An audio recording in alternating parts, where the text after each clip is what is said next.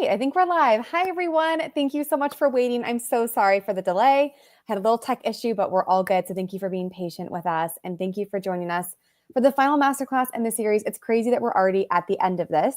But I'm so excited about today's session because we have Kat back with us, if you remember from our very first session. And we're going to be diving into part 2 on how to use AI with your students and talk all about personalization and future readiness. So it's going to be a really good one. My name is Lauren Dennis with Design for Learning. I'll be hanging out in the chat and dropping in all the links that you'll need. I'll also be over there if you need any help. And we will be answering questions throughout the masterclass. I know a few already kind of popped in the chat while we were waiting. We'll get Kat's feedback too on that PDF question. I think we just lost Kat, so hopefully she comes back. And just a quick reminder that this webinar is live. And we will not be sending out a recording, but we will have a replay that will go live later this evening. Okay, Kat is back. So with all of that, I'm going to turn it over to Kat. Thank you so much. So I'm having a great experience here. So we have lots of fun when we have tech issues. I'm actually on my daughter's computer, so we're going to see how this goes. But as parents, we get to use our kids' technology all the time. But I am so excited to present this session. Like, this is something that I have wanted to talk about for a long time, and I don't care, come hell or high water, I was going to do this. So I'm so excited to be able to share this. So Lauren, I think she popped out. I'm not going to be able to share my screen just yet until she comes back. So I'm going to start talking for you guys right now. There we go. Thank you so much. So now you can see my wrong presentation. So now we're going to go really quick and fix this. There we go. Oh my goodness, I swear. So now we're going to get this started. Now we get to talk about the thing that I really want to talk about so much. All right, yes, here we go. So we're going to talk about basically future readiness when it comes to AI, some information about personalized learning with students. This is kind of like the last level of things when it comes to using AI with students. So far, you guys have talked about, I think with the student series, you talked about communication and engagement. With the teacher series, we had fun. We talked about, what was it? The productivity piece, right? That was a lot of fun as well. And just using it as a teacher and how you can integrate it. This is kind of like next level. I don't want to come across as like the future is here, but it really is. Do y'all remember? God, I'm going to age myself on this. Do you remember when Oregon Trail came out? Are you that old? If you're not that old, don't tell me in the chat. But if you are that old, go ahead and let me know if you're an Oregon Trail person from that generation.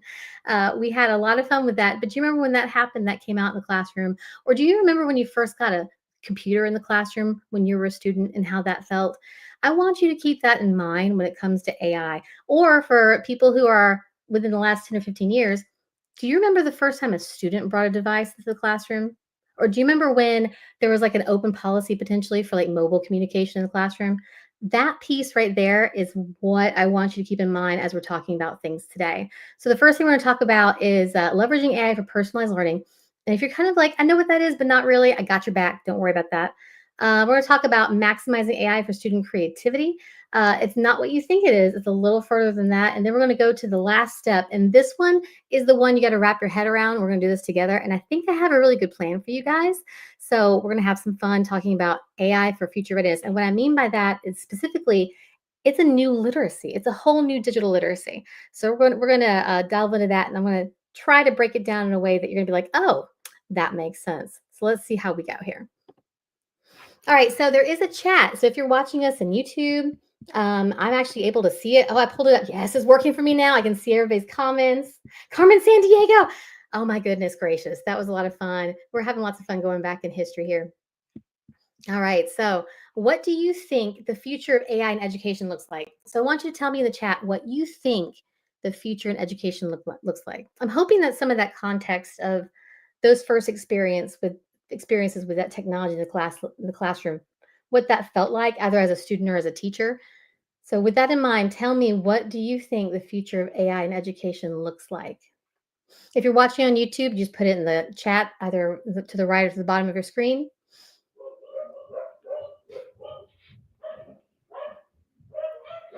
If you happen to hear barking, I have some dogs right now. They're wonderful though. All right, so keep that in mind as we're kind of thinking of this right now. All right, what I want to address here is this: the changing learning landscape in particular. Oh, there we go, self tutorials. Thank you, Vincent. I appreciate that. So, and typically I have like interactive slides or like things will pop up here and there. I went ahead and put this out straight out so you could see some of these facts right here. Miss Lee is saying, hoping more individualized tutorials without me having to recreate them all. Hold on to that thought. Man, you are predicting the future. So hold that thought. But I want you to be aware of this. So the World Economic Forum in our favorite year, 2020, said that 85% of jobs that will exist in 2030 don't exist yet. Guys, do you know there's been 5 years since 2020?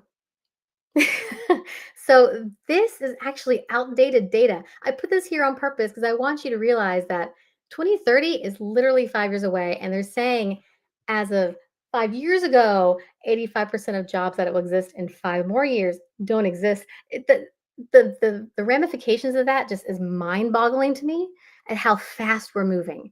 It's this it's almost like a fourth or maybe even I think we've done the fourth industrial revolution, right? So now we're like in the fifth one or some sort.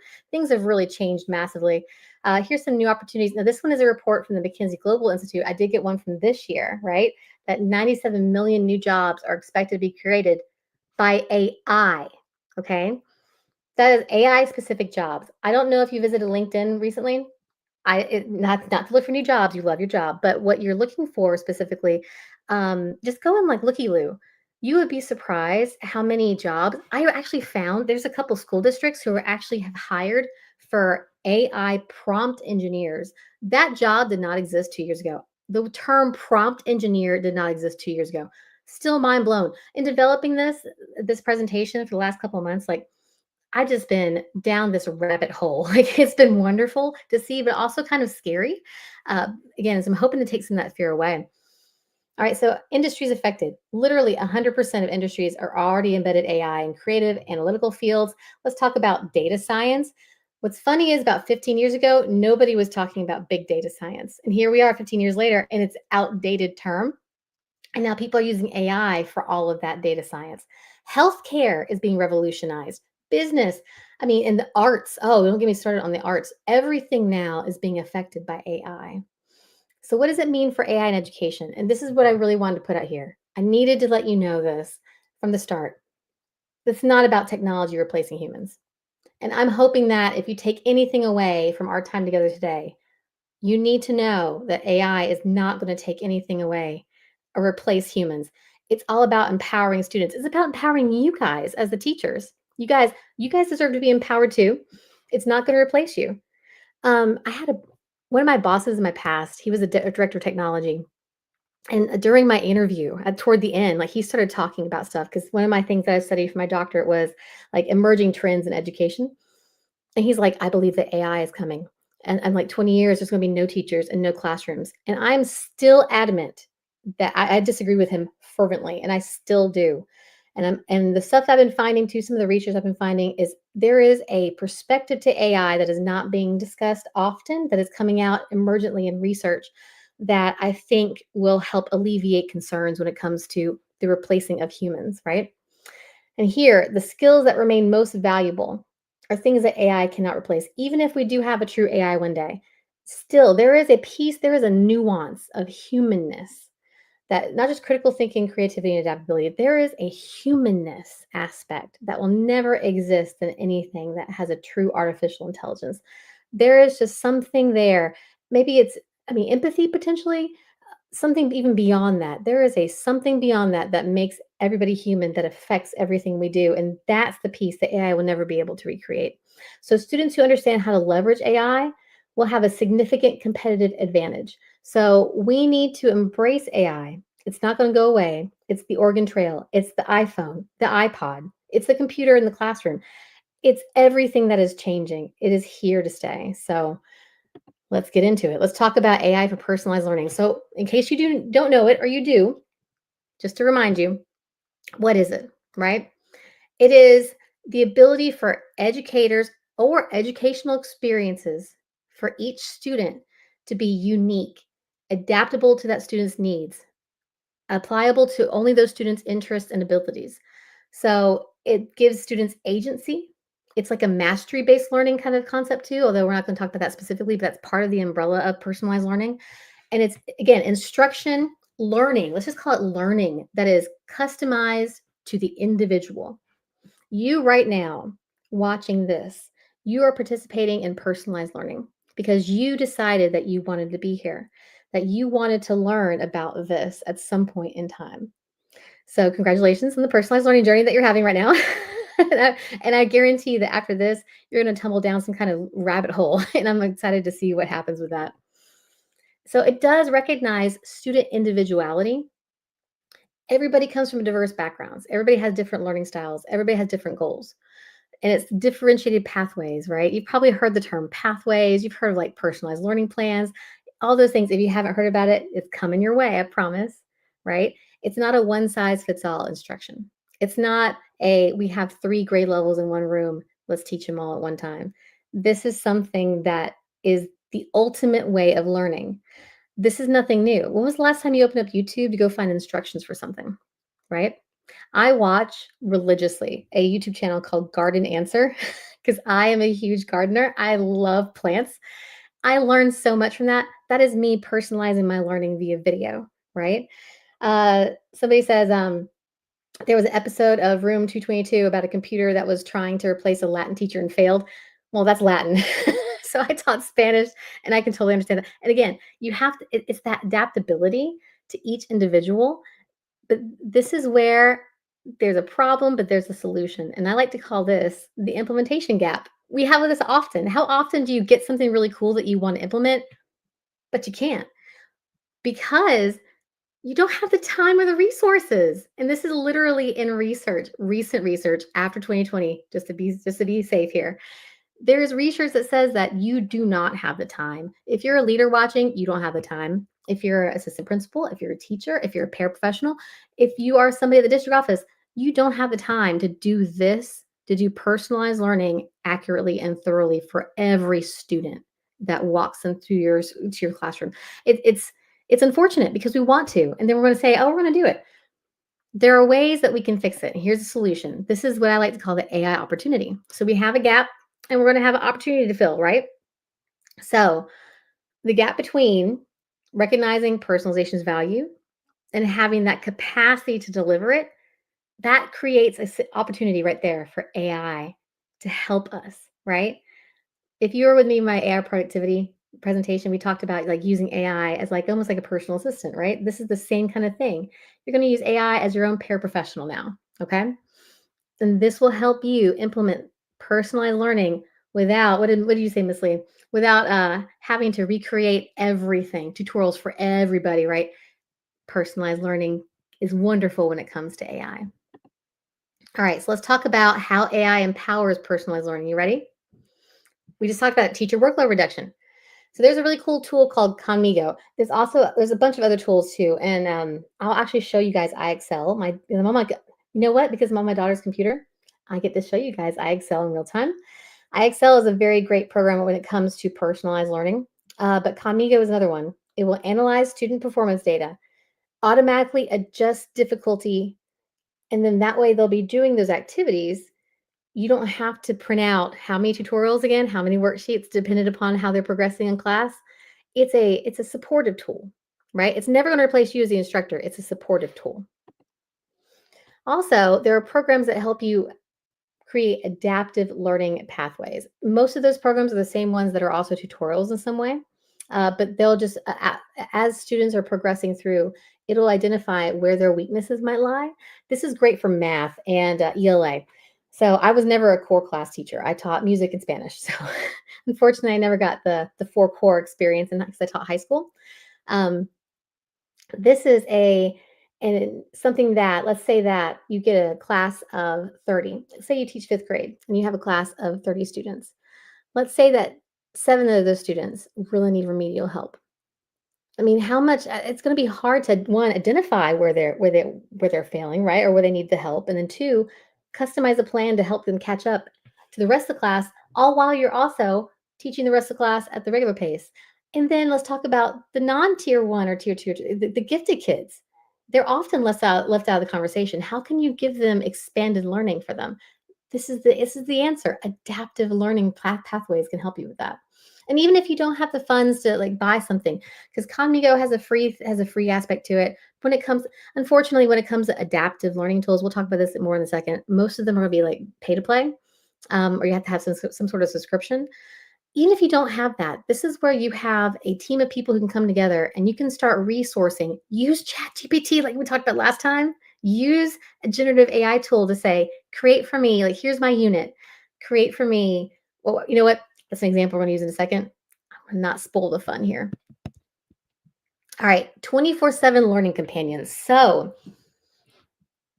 I was an early adopter to Remind. Do you guys know Remind 101 or Remind, the texting thing, right? So I was actually like one of the first 10 users way back in 2011. Again, I'm dating myself. But I loved it because I had labs of my students and I had to remind them somehow to get them to the right classroom on time. And there was a feature that got turned on a couple years later. I didn't realize was turned on, but it was basically they could reply to you. And I ended up getting like text messages like via Remind, like at 10 or 11 o'clock at night. And I'm like, they're asking, they're not like being trolls or anything like that. They're actually asking questions. Well, now they don't need to ask you. The whole like three than me approach has really changed now. You have your neighbors, your fellow students, right? You have whatever resources or materials you've given them. But now you have a new third option of some sort of AI tool. ChatGPT and Gemini are great examples of this. Again, I'm a fan of generative AI programs first. ChatGPT, Gemini, Claude. There's a bunch of them that are out. Those things I think um, are great for when it comes to quick tutorial answers. But there are also some programs that are legit tutors that can actually walk them through things. And I like this too, automated feedback loops. So I like the fact that you can get immediate specific guidance for writing, for problem solving. It's limiting the wait time because you as a human, you have to go home as teachers. I mean, we do great all the time. Let's just confess, we grade all the time. But trying to customize that feedback is often extremely hard. This will provide an opportunity, usually built into these programs and platforms as well, to give feedback automatically. Now, if you have a learning management system, let's say you have Canvas or Brightspace C2L or Blackboard, some of those things are built into this too. There are some AI tools coming out for learning management systems as well that will help with this. So again, when it comes to automated feedback loops, I think we're really on the cusp of seeing that become something that's common. That's not just specific to like some sort of program that you purchase. So I'm excited about that. And also, what's really important to me is early intervention. So I mentioned I really briefly the phrases tier one and tier two and tier three. I became when I was working in the district office, I became very passionate about like what's called like MTSS. It's this multiple tiers of support systems, right? And some people know RTI. It's the intervention plans. So basically, you identify students who are struggling, and you're able to target them, not necessarily just in your classroom, but it's a whole school cultural thing where you have people who are able to pull out and help support in like a 2 week time or a 4 week time frame to be able to target to really help that student kind of get back up to pace faster. I'm a huge fan. If you don't know about MTSS or RTI systems, that's a whole nother thing I cannot talk about right now, but I would recommend those kind of approaches in your schools, in your classrooms, in your districts as well. I've been in 2 districts now that had them district wide, and they're phenomenal because it does take the work off the teacher's back, but it does help identify students early. But let me tell you, let me be honest here. You will never be early enough. You'll never be able to identify them early enough. This will AI and adaptive programs will be able to identify them early enough. So being able to find those learning gaps quickly and then address them quickly is something that I am very excited about. All right. And just for selling points here, again, when it comes to AI, specifically AI backed personalized learning, I love this study, and it's from MIT. It actually showed that AI driven personalized learning actually has improved learning for students, which I think is wonderful. So again, this is all very new research. The problem with trying to give you information and stats is that a lot of this is so brand new that getting that information that is applicable beyond just like a 20-person qualitative study is tough, but they exist, right? the adaptive learning advantages of having something that's available 24/7 on the weekends if they're doing homework, I think is wonderful. So they're able to have that on their phone more than often than not, and the benefits are just phenomenal. So I have a couple. I mentioned iXL here. Scroll AI is another great example of a good tutor, and for Dreambox, that's a great one as well when it comes to elementary.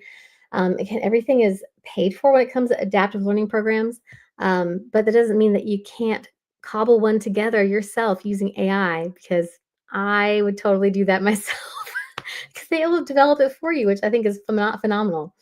But the benefits of being able to personalize that learning, identify the early gaps, and also just be like, okay, well, I know that this student here, you know, we're in the class that that student is not interested in at all. It's not just about abilities; it's also about interests, right? Using AI specifically to find ways to diversify when it comes to student interest is something that we're about to talk about. That's a way you can personalize now without having to pay any money whatsoever. All right, so speaking of, so students can use AI tools as a personal tutor. All right, and it works alongside the students as guides, not their instructors. I'm going to emphasize this a lot. It is not about being an instructor. It's about being a guide on the side, right? You have your, what is the whole like stage on the sage guide on the side, right? Teachers are still facilitators. We don't want them to be the sage on the stage, but now you have an additional guide on the side. You have a tutor in your back pocket who can help you, and it really can help guide your educational journey. So here's kind of a four-prong approach to using AI as a tutor. First, you have AI as a question partner. Okay. So AI tools will answer student questions, providing explanations tailored in their learning style. So what I'm going to do is I am going to go to AI really quick. All right, yeah, you can see my tab. Perfect. All right, and you see all the other stuff I'm working on too. Do you see my projects, the 7th grade math helper? I have a 7th grader. We use that all the time. So, and I developed that by customizing it with ChatGPT. You can do this with a free version. I actually tested this out with some people who have free versions too. Free version works just fine. You can use Claude, Gemini. The other one, there was one that recently came out. I can't remember the name of it off the top of my head too much. Let's see. Let's see. I will find it in a little bit and put the link up here. There's a new one that's come out that's a big competitor now when it comes to ChatGPT. No, it's not that one. It's and I hate to say this right now because it's not exactly the best time to say it, but it was actually developed by some people from China. And I just can't remember the name off the top of my head, but it'll come up to me. But there's so many tools now. It's just, guys, I can't keep up. It's just phenomenal. Claude, by the way, is amazing. It's developed by people who used to sit on the board with ChatGPT for OpenAI, and they weren't happy with how that was going, so they separated and made their own. So Claude is actually really great if you're concerned about privacy and security. Claude, spelled just like what you think it is a great alternative to ChatGPT. All right, but here, so let's talk about again. All right, we're here. So asking a question and they'll provide an answer. So I'm gonna come back here now. And let's say that I am learning, let's do how to find, like the size of a cube, right? Or like let's do math here. Math actually over here too. Language arts help that to be and actually get some real life examples here. Here we go. Well, that's actually math. We don't want that right now. That's a good question. So I'll say here, getting a good question from math. All right, let's just do English. Yeah, I'm not a math person, but I want to show math because math is always everybody's thing, right? Let's do this instead. Let's say that we're doing DeepSeek. Thank you so much. I appreciate that person in the chat.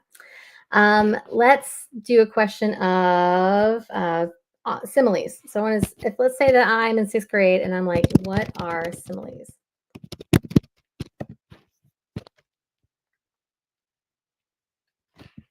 This is great. And it gives you some would you like help writing a few of your own? And maybe I don't really get this. I'm like, no, give me a couple more examples, but tell me like I'm in 4th grade. So you can actually customize it in a conversation to exactly, oh, it gave me an emoji. Thank you so much, ChatGPT, right? So here are a couple fun examples. And I like this. Look what it did. Her smile was as bright as the sun and bold, and it tells me what it means. So that means her smile made people feel warm and happy. Perfect. Because my first question just gave me some examples. This one is a lot more iterative, a lot more explanatory. So by learning how to ask it questions and say, I need it like dumbed down, I need it in this version, or let's say, I want to write similes like Shakespeare. Now I'm purposely not correcting my my writing here. Okay.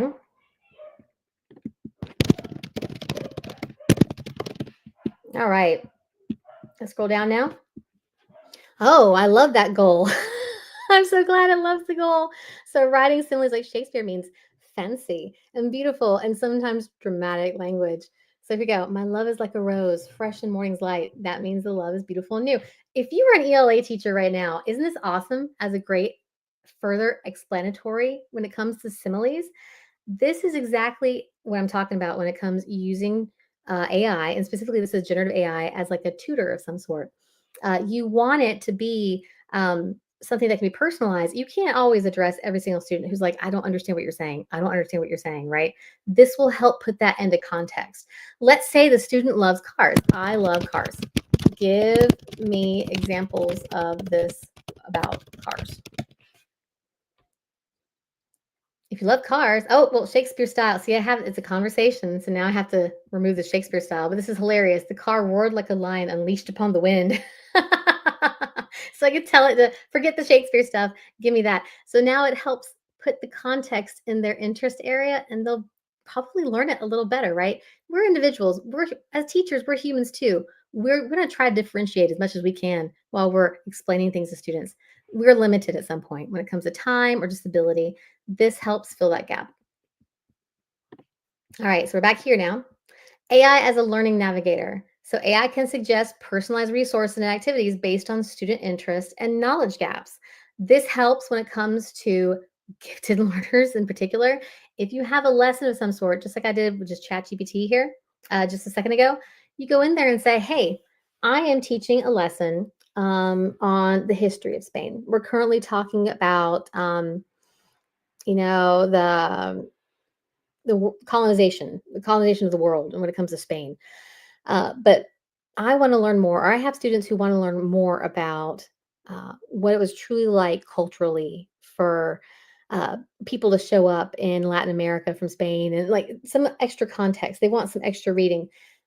AI will generally give that to you. Now, with a little asterisk saying that it's not going to be perfect. And one of the things we're going to talk about, actually, I talk about most in this presentation, is AI literacy. That's one of the things we're going to talk about, something called hallucinations. So you always have to check, but they will give you actual expanded resources beyond Wikipedia. You can actually say, don't give me Wikipedia. Teaching your students how to do that as a tutor, like to have that as their own back pocket tutor and expander upon knowledge, like it's wonderful. It will help actually keep them interested in things. All right.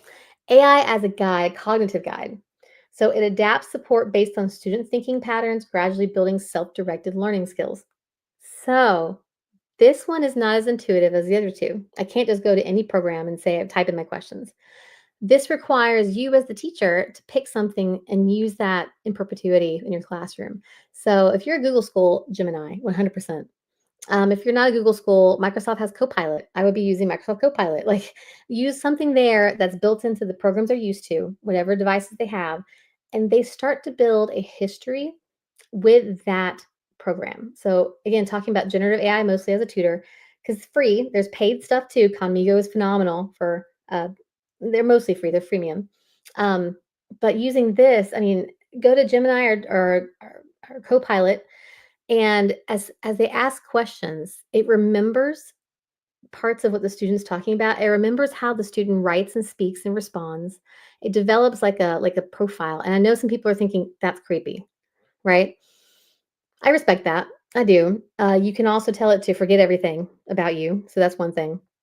But there's a power in that. There is a power in it picking up um, your nuances and the things that you like. And by the way, if you have ChatGPT, if you or Copilot or whatever you've used, here's a fun little activity for you. I would go into ChatGPT. So I'm gonna go back here and share this tab. I'll create a new one and I'll say, tell me everything you know about me and how I like to learn. Let's see what it says. Learning style. Oh, well, thank you. I'm so deeply curious. I appreciate that. So it will actually remember those things without you asking it to. And you see how the emojis pop up? You want to know why? It's because I told it a long time ago. I like the visual, like I like being able to visually identify things with emojis. That's my own personal learning style. I remembered it. So that's a powerful thing when it comes to generative AI tools. Now, this also kind of goes to ones that you pay for, or things that are freemium in nature. So Comnigo students can go there and actually just use it on their own without having to pay for that. So that also would be adaptive at some point. But I'm just a fan. If you're Google School, Gemini, if you're Microsoft Copilot, like those two things built into your system will keep the student data privacy. Like that's huge for me too. So because it's built into the system you already have, you have some protection of that privacy. All right, and then finally, AI is a feedback provider. So immediate constructive feedback without judgment or time constraints. So I love this because that means that I can put in something into AI. This is going to be controversial. I'm ready for the comments, okay? I can put in something that I'm doing in AI and ask it for feedback to say, how's my writing? How do I need to improve this? What do I need to do? Whenever I develop anything like this, by the way, any presentation, I have an outline that I do in a document, and I put the document in an AI, and I'm like, you know what? Don't just check spelling and grammar, but let's make sure that my language makes sense.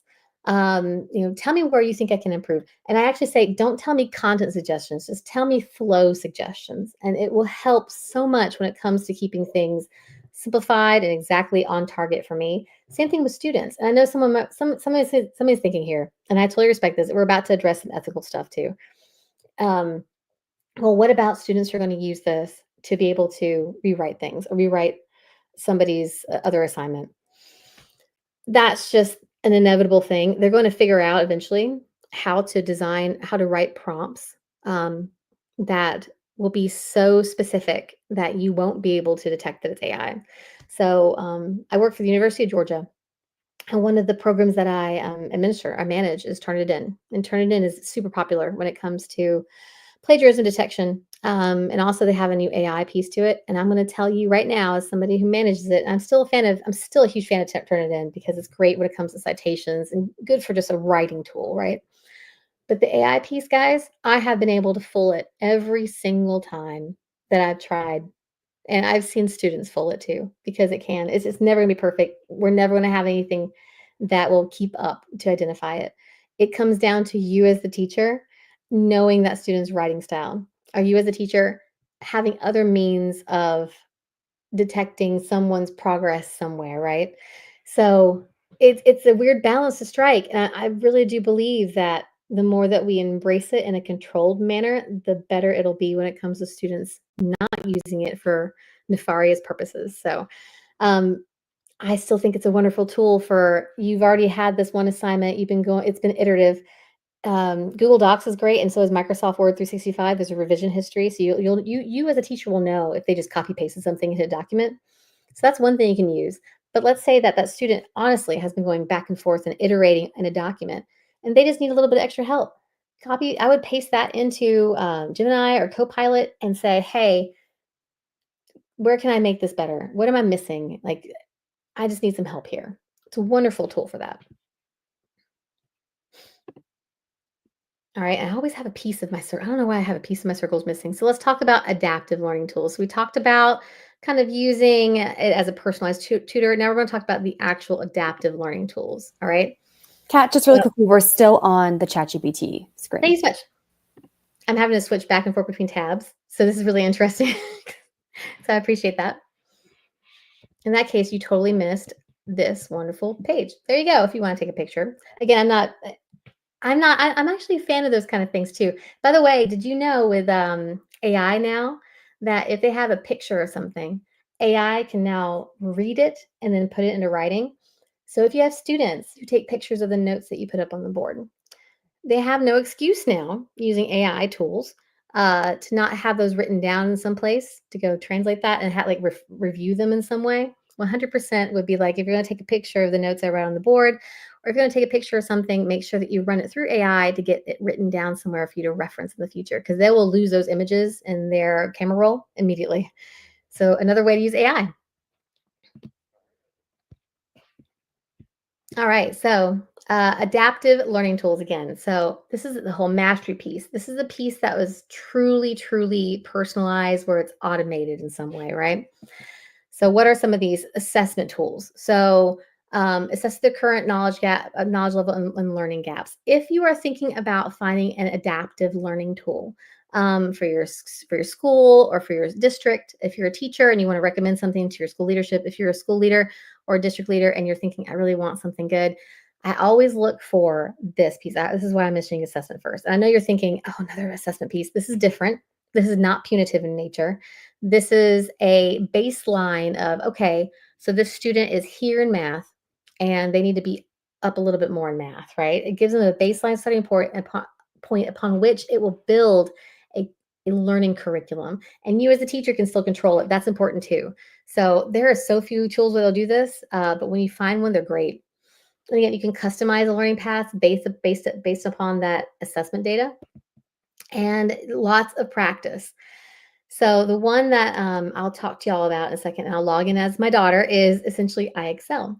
So iExcel is a great example of this because it does have an assessment piece to it that I don't think teachers leverage enough. If you have iExcel, you probably haven't.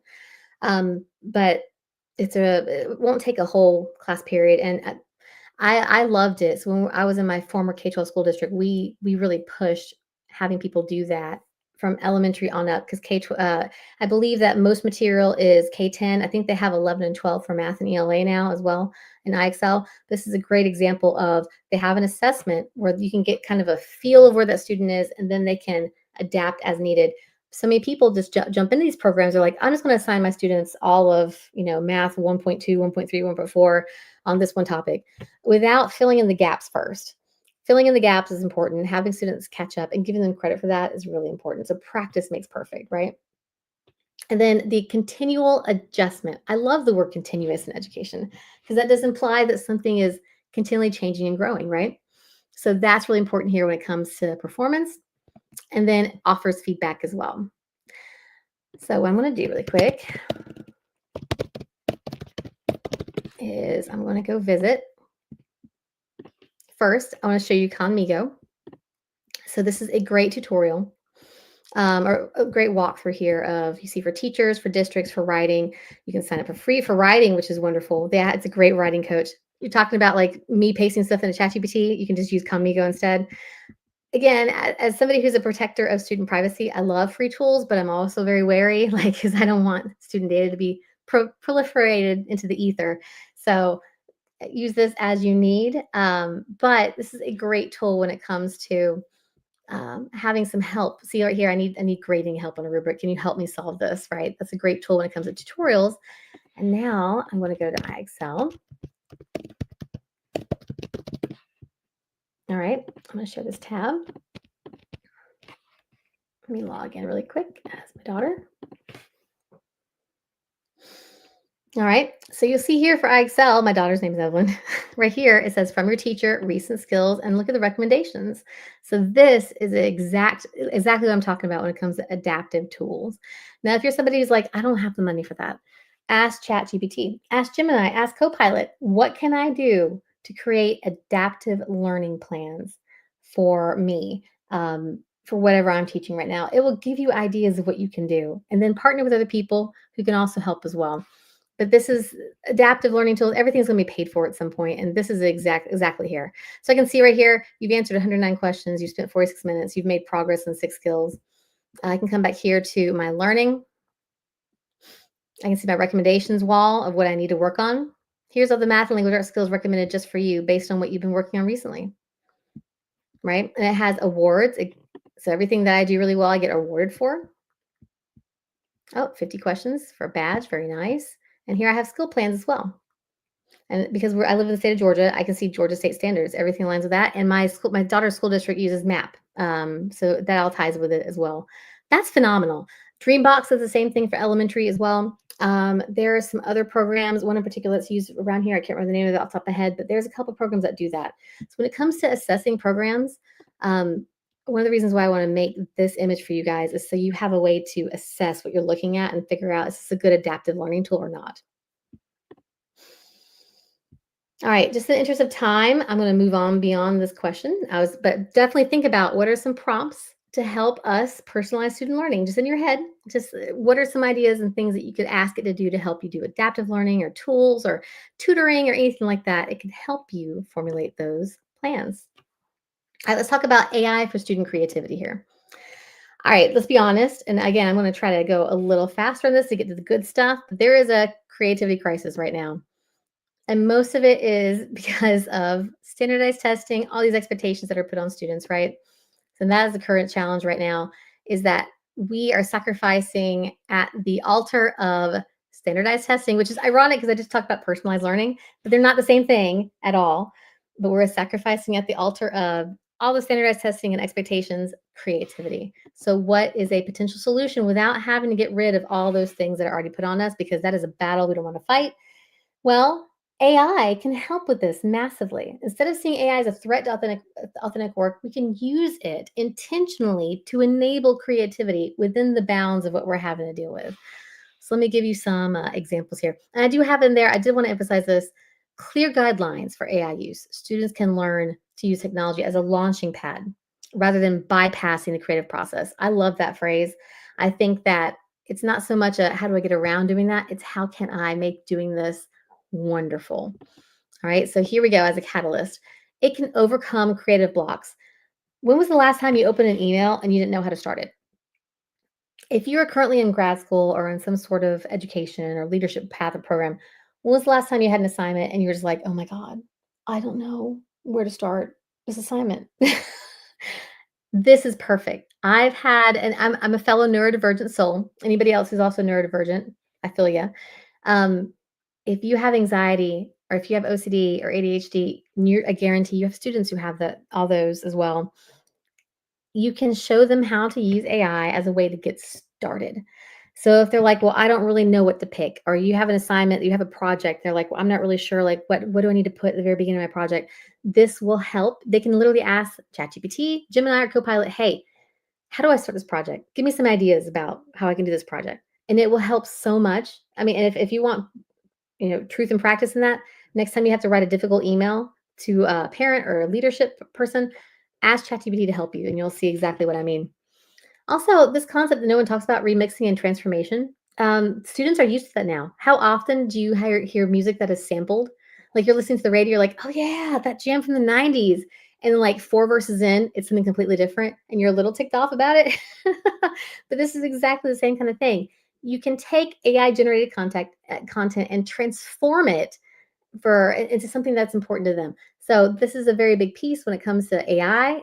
And what I like to preach too is, if you're going to use AI, you have to then add yourself back into it by then manipulating it to become what you want it to be. So you have a starting point, you have your structure, your basis, take that into a separate space and then make it and build it from there. And then also as a brainstorm partner, just talked about that as well. If you reach a block or you want somebody who's not going to criticize or judge you because you think you have a good idea, but you're afraid to, let's say you're a student who's very shy, you don't want to raise your hand, you think you have an idea for something, allow the students to explore those ideas using AI. It's a very non-judgmental place. It's better than like in a group setting.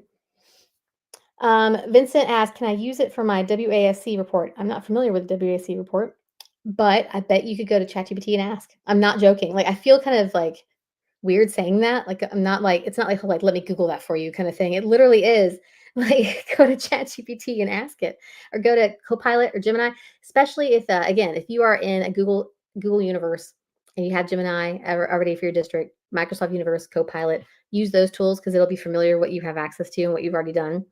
But ask a generative AI if you're able to connect a report to something. All right, so here's some examples. So DALL-E is actually part of ChatGPT, and it will actually generate visual art from text descriptions, allowing students to visualize complex concepts and experiment with artistic styles. If you're an art teacher in here and you're like, no, Kat, oh my gosh, don't talk about this. It's just, we just have to talk about it. It's just there. It's a starting point, right? Remember what we talked about here at the slide? It's a starting point to overcome creative blocks, right? They can also remix and transform stuff. So it gives them, again, they have the starting point and now they make it and they personalize it. They make it their own, right? So Dolly is wonderful.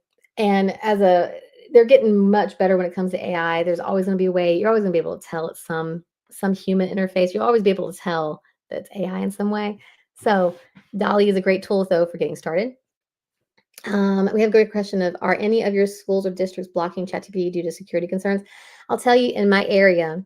So I'm, again, work at UGA, and so I'm based out of Athens, Georgia. We do have some that do block it, but instead they have Gemini open. So most of actually, I think everybody but one in our local area is a Google school district.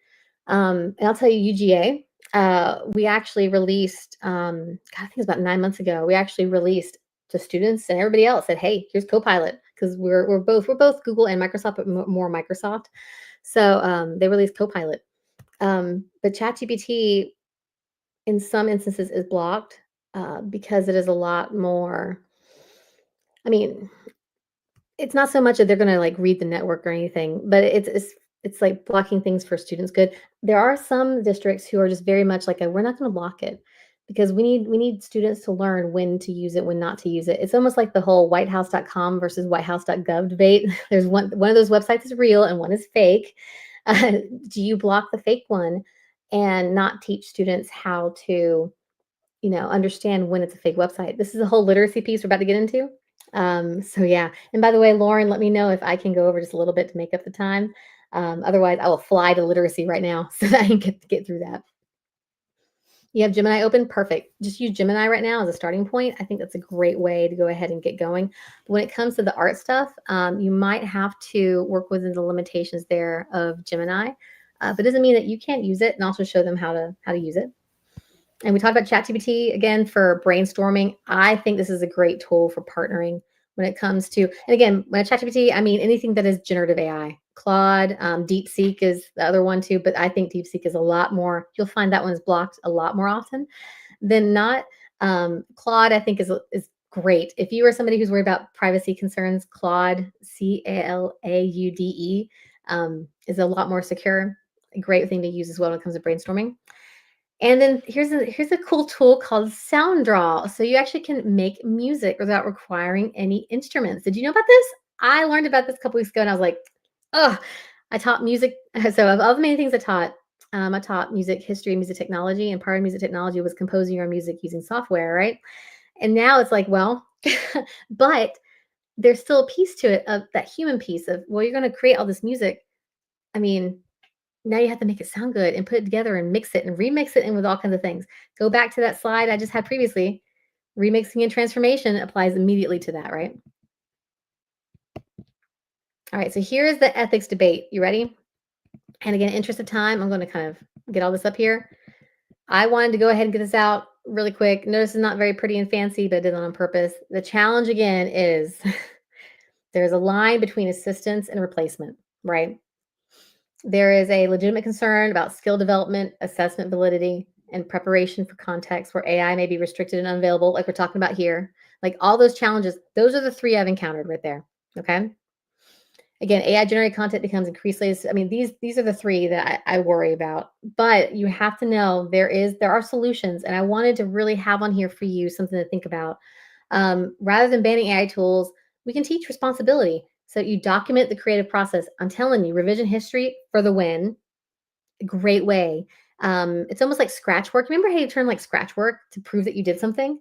Same thing. Revision history now is your scratch work. So I have to actually see you iterate in the revision of that. Wonderful. Use it. Creative journals. I love this one. Have them actually write out the creative process that they're doing. When my daughter is in seventh grade math teacher right now, so she's in like accelerated enhanced math. Uh, she actually has them do IXL, but then she says for two of the IXL skills you're working on, I want you to show me how you worked it, like on a piece of paper, a legit like handwriting piece of paper. It's wonderful because she actually has to show the teacher how I came to these answers, even if they're wrong. You have peer partner route. It's almost like an honor code, but you have a partner that has a I can't say it. Reliability check. That's a great way of doing it, especially if you're in secondary. Although I'll take that back. Elementary, they're pretty good about keeping each other in check, to be honest. Proper attribution. Tell them if you're going to use ChatGPT, you just got to tell me it. And hey, cite it. Cite ChatGPT. If you just look at, and I actually had open a link on my other computer that I was going to share, but I'll find it in a little bit as well, and I'll put it in the chat log here in a little bit. But UGA actually has a great resource about how to cite ChatGPT, generative AI tools, anything like that, an MLA or APA. Great way of incorporating that as well, right? And here I have a good class activity for y'all. What I like to call like a sit down, stand up poll. So if a student submits an AI generated painting, right, for example, with their own modifications, have everybody stand up if they think that it's original work, or sit down if they think that it requires like some kind of documentation or something else. Like that will help teach them the piece about ethics here and help illustrate to them why you have certain rules in your classroom. All right. So what's a creative project? So while I'm moving on here, because I want to get to the literacy part where we're in our time constraint here. So what's one creative project where AI could help your students? So if you're in the chat with me, tell me like something that you're thinking right off the top of the head. Like how would you, what's a project you do if you do project-based learning, if you have some sort of assignment? Like what's one thing you could do off the top of your head that would integrate AI and kind of help your students when it comes to that? I'll make sure I go ahead and join the chat too. All right. So AI for future readiness. So here's the part that is going to be interesting, but it's honest and it's research backed, and I'm going to make sure that I hold your hand through this one because AI literacy is a thing and it's very important to your students' futures. There is an urgency here. I love this quote. Preparing students for jobs that don't exist, technologies that haven't been invented, solve problems we don't even know are problems yet. That part just, when I think about that, when I sit down and think about that, I'm just like, geez. For example, me in this presentation to you right now, what, 2.5 years ago, 3 years ago? Never even on my mind at all. Someone had a good idea, by the way, travel brochure for world languages. It's a great way. Have them get a starting point for that, get examples from the web. Yeah. So with how fast things are going, you just don't know what you don't know. And I feel like a repeating book on this. Like somebody said something. There's a video from like 2004 of like shift happens. You can find it. And this person has like made different iterations of shift happens over the years. Once upon a time, all this stuff didn't exist and exists now, and it just keeps on changing. You have to just be adaptable to that change, right? If you want to set students up successfully for the future, you've got to start thinking about, well, how can I go ahead and teach them these skills they might need to know? So let's talk about preparing those things. Career readiness, definitely. The top 10 emerging careers will require AI knowledge. Like, that just blows my mind. The World Economic Forum saying that. Ethical fluency. I know, ethics. That's a thing now. Like once upon a time, that was like an optional class you could take. Now it's actually now it matters. The ethics of appropriate AI usage. You can be a model. You know how we're supposed to be like models for students? Same kind of thing. But you don't have to make it, and I'll show you an example in a little bit. Actually, one example in particular I'm going to challenge you with. You don't have to make it something that is a separate piece to what you're teaching. You just integrate it into your curriculum. And that's part of the AI literacy. So there is a dude named Mark Prinsky. He came out with this study, this paper in 2002 called like Digital Natives. He talked about how students are all digital natives and they'll be able to, they're fluent in the language, and I'm like, in computers. Look me in the eyes and tell me right now that every student that in your classrooms, in your schools, are able to use technology as for educational purposes effectively and efficiently. I guarantee you right now, you're like, no, I know for a fact they can't even type, like, you know. So they might be native, but they're not fluent, and that's part of the issue when it comes to literacy, digital literacy, and AI literacy is the new piece to it. So speaking of, let's revisit all that. So remember, like back, I can't believe I'm not saying this. Back in the 1900s, oh my gosh, back in the 1900s, right? It was all about typing. Do you remember typing classes? They don't, where did those go, right? You learned about word processing. I remember in ninth grade, I was taught by my librarian, like how to navigate the World Wide Web on Netscape. Oh, core memory in my life, right? And then you get to web literacy. It's how to research online, how to identify credibility. Remember digital citizenship? And then 2010s, I can't believe I'm doing this, mobile and social literacy. It focused on digital creation, participation in online communities, uh, all about the ecosystems and social media and like how to behave online, right? Well, guess what? Now we're here. We're in the middle, dead center of the 2020s. Now it's AI literacies, effective prompting, output evaluation, ethical use. It's like y'all, this is a that time frame blows my mind right there just looking at that. Doesn't it? How fast that has changed? Do you remember the 3 C's, right? I want you to keep those in mind. So, collaboration, critical thinking, and creativity, 3 C's. So, let's look at what I like to call the 3 pillars of AI literacy within the context of the 3 C's. Critical thinking, you're going to evaluate AI as a collaborator. Developing AI teamwork for collaboration and creativity, driving innovation beyond automation. All right. So there's your like next level up for the 3 C's: creative thinking, collaboration, and creativity within the context of AI literacy. So AI is a collaborator. It's not a calculator. It's not Google search and steroids, right? So they have to learn how to detect bias, verify accuracy, and recognize AI limitations. That is what I mean when it comes to critical thinking with AI. It's a next level, right?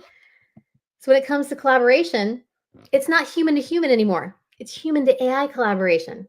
They have to do prompt engineering, learn how to iterate in a conversation, and use AI as a thought partner, and also like evaluate all the different platforms that are coming out. What's a good platform? What's not a good platform? And then critically think about the platform and think, well, what data does it want to steal from me, right?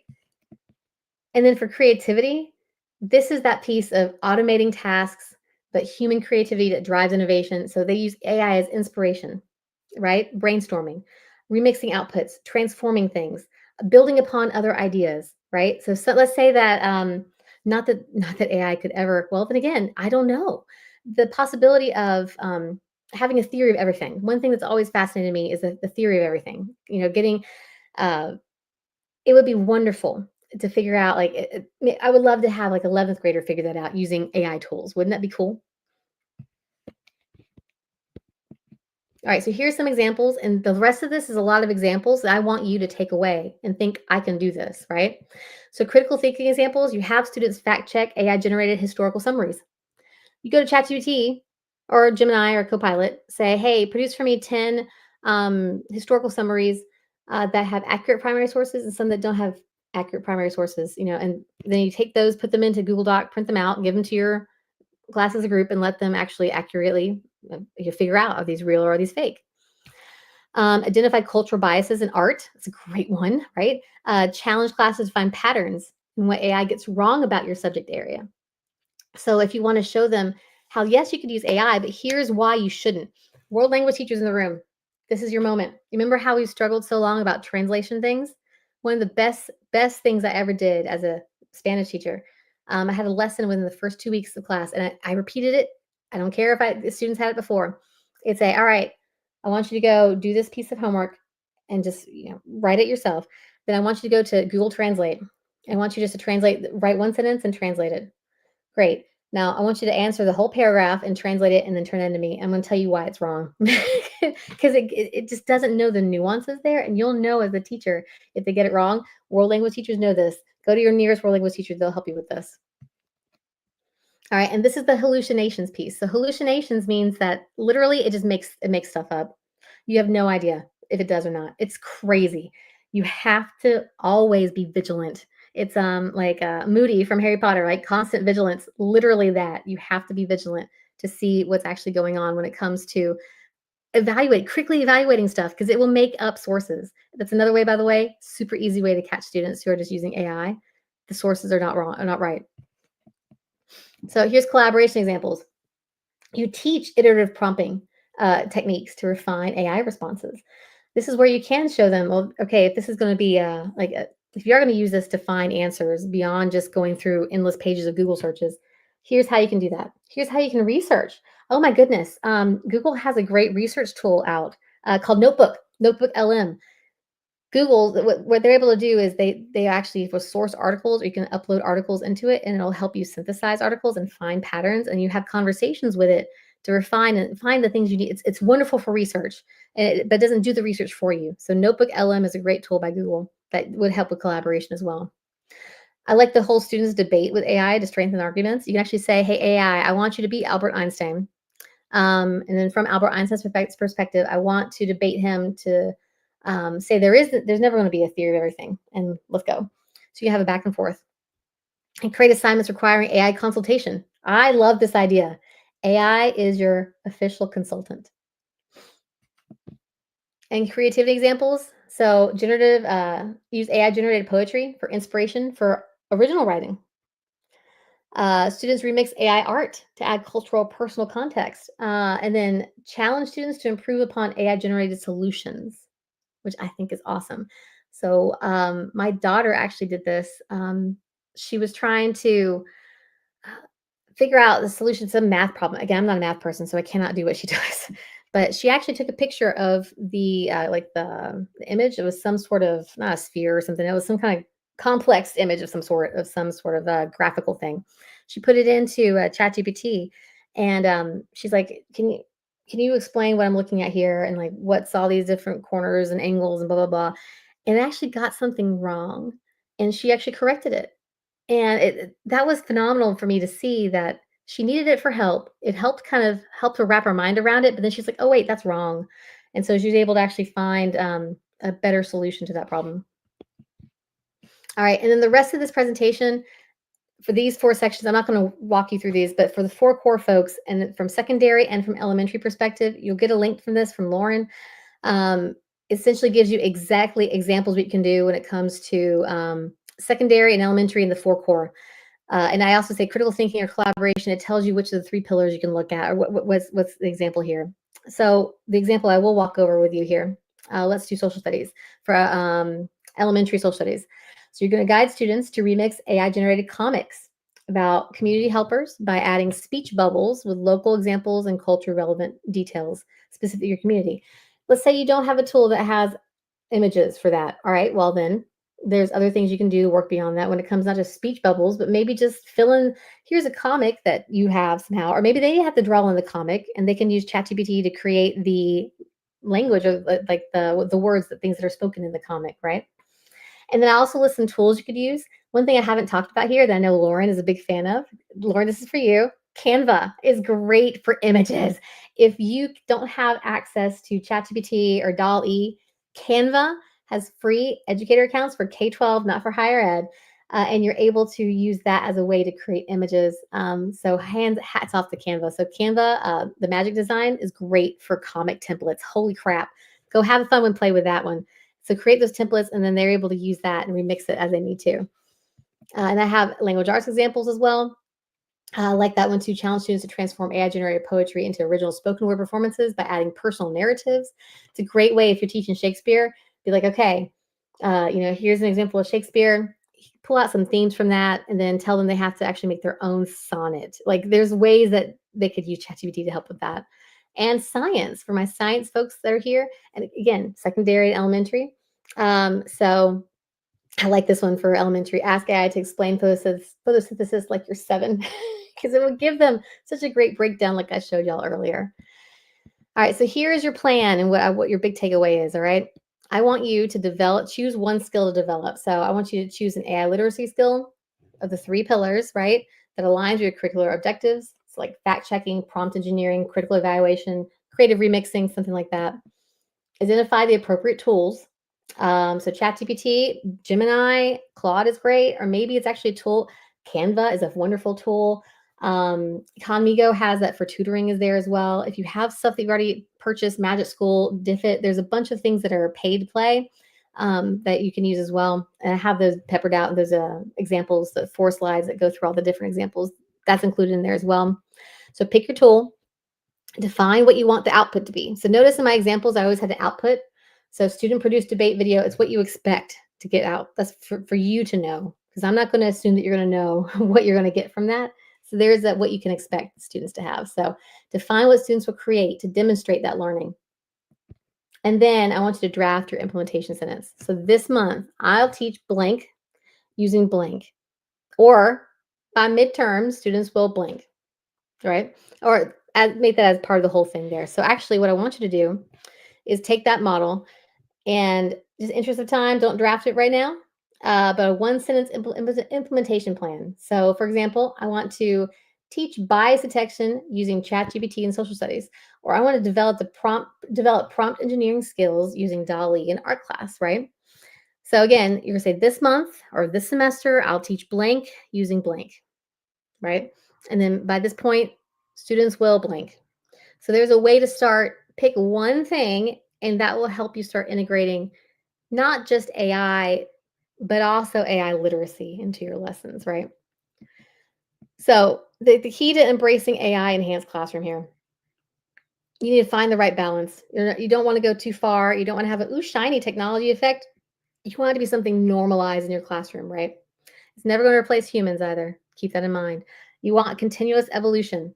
So if you're doing an AI, say you're integrating IXL or some kind of adaptive program, or you want Conmigo for tutoring, you need to make sure that that is always being used in a regular way, not too much, not too little, so that it's something that's continual for the students and also learn from the students and progress with them.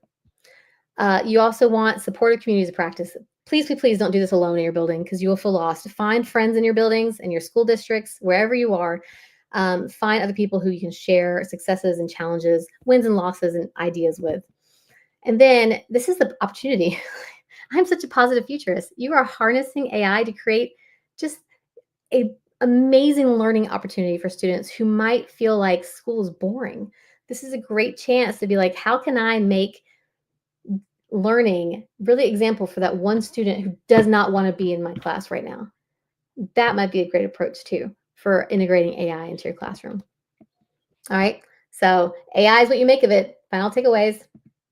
Start small, develop an AI literacy curriculum. That is with your school. I would start again with little things here and there. The collaborative learning environments, please find people to talk to. If you need to talk to me, I'm again, Design for Learning. Their content, Design for Learning has amazing content when it comes to AI. Please go check their website. I was so impressed. Lauren, by the way, I'm so impressed with the work y'all have done with all the content you have there. And then always continuously update skills, continuously build stuff, and have people use it on the regular. And now I'm going to pass it off to Lauren.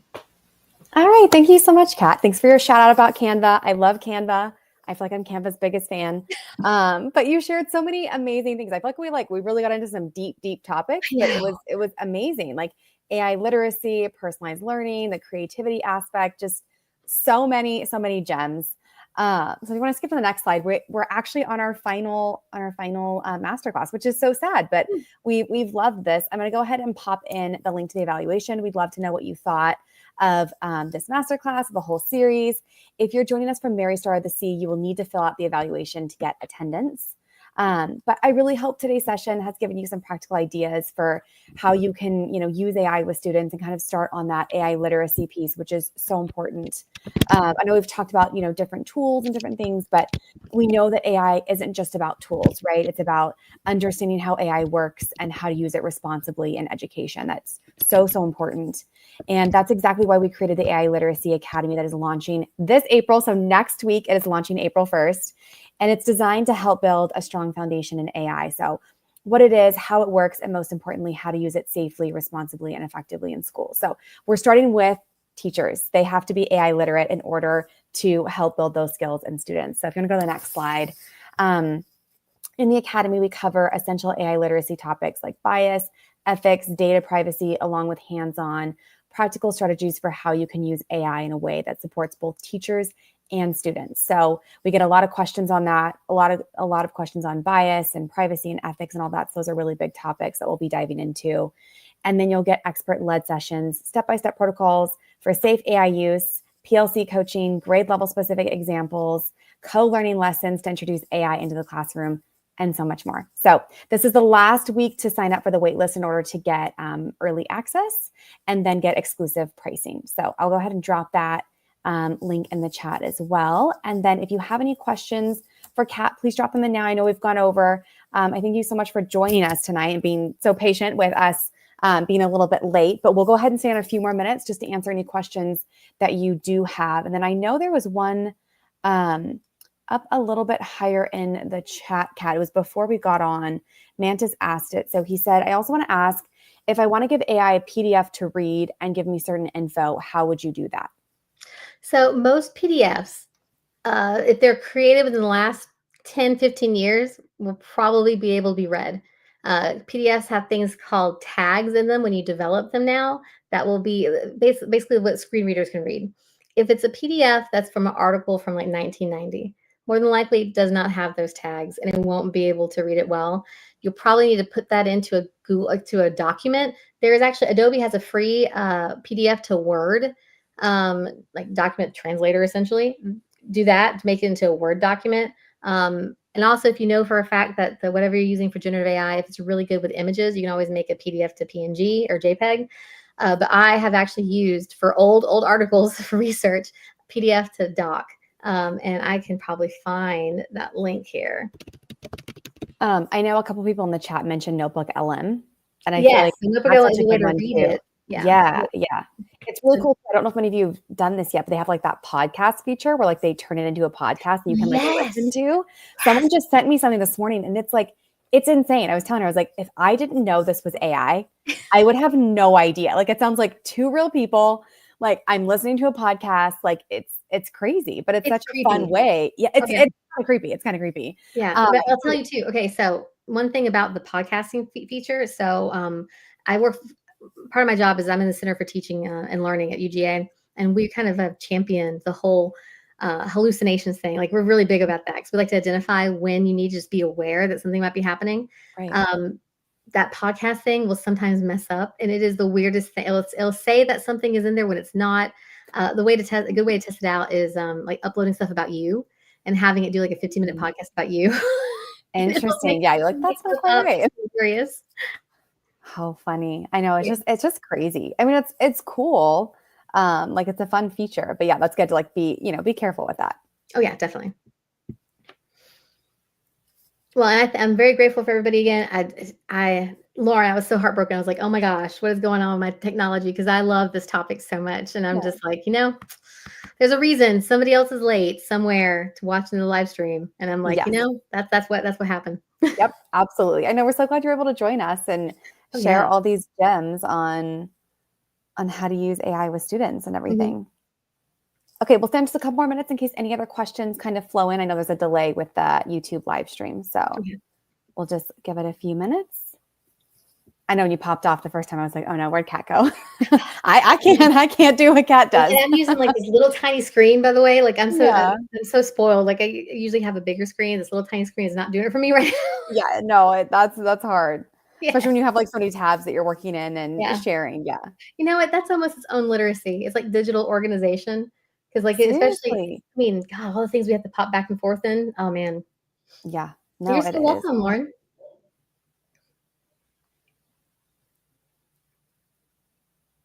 Oh, you're welcome, Marion.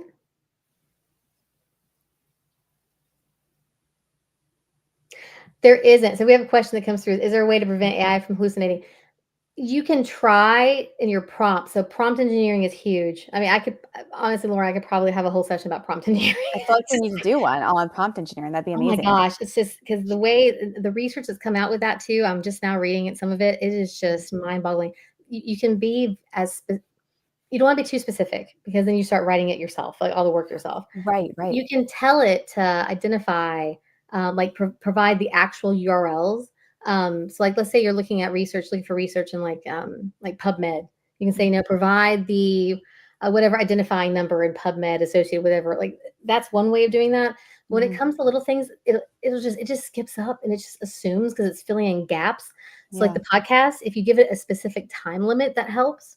Where it won't feel like it has to fill the space. It's very strange. So you have to just figure out what you're trying to produce and then where it might go wrong. And then you have to adjust your prompt. It's a whole new world with that. It was so funny the other day in ChatGPT. I had this thing where I have to like put together this report for a client, and I was like, I don't know where to start. So I was kind of like giving it the things, and I was like, what should I do? Where should I start?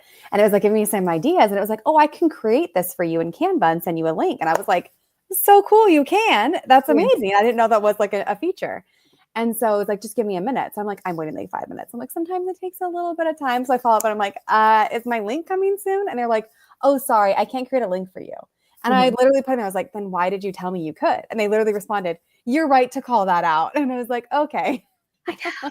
It will It's mess just up so funny. It's like, then why did you say it? I got my hopes up, but this was some cool new I feature. know. Yeah, this literacy Mantis is pointing out, I was working on a technical topic and it was making up steps. Oh yeah, Yeah. it will do that too. It's Yeah. crazy. So I'm the primary administrator for the learning management system for UGA. And sometimes like if I get an email, it's like, how do I do this? And I'm in a rush. I'm like, I gotta reply to this person though. I'll go to ChatGPT or actually Copilot with Microsoft too. We like that as well. And I'll say, I need to really quick respond to this email. Give me the steps really quick. Sometimes they're wrong. I mean, I have to always go back through and have to take time to read it. It just helps write and give me kind of like a outline of what I can do, but I have to always go back and double check because it will sometimes be wrong. So Yeah. Yeah. That's so important. yeah. Okay, I know many of you have hopped off, so we're gonna go ahead and end this live stream. But thank you so much, Kat, for everything that you shared. This was amazing. We're so glad you made it. Thank you, Me everyone, too. for joining us, for being patient with us. We so appreciate it. Have a good rest of your night, and hopefully, we'll see you on the next series.